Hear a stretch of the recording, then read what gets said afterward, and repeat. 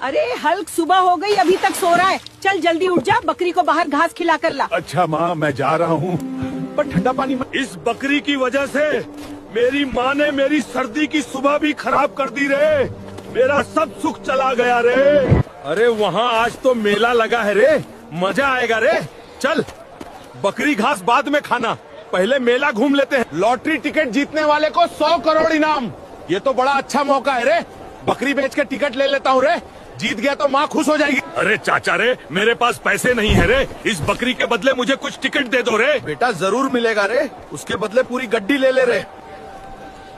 आज तो मजा आ जाएगा रे, लॉटरी लग जाएगी रे, अमीर हो जाऊंगा रे, राशनिया पेलूंगा रे। सुनो सुनो सुनो।